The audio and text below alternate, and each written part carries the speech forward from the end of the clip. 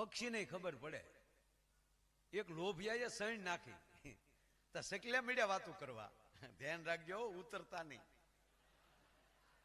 કાં તાકે કાં બગાડો થયો હશે ને કાં મારા દીકરાને હુંડલો માટે નાખવો હોય છે. બહુ ઝીણી વાત છે. કાંઈ એને આપણે પકડવા હશે અને કાંઈ એનું અન્ન બગડ્યું છે. એ તો ચકલાને ખબર પડે કે ત્યાં ઉતરાય કે ના ઉતરાય.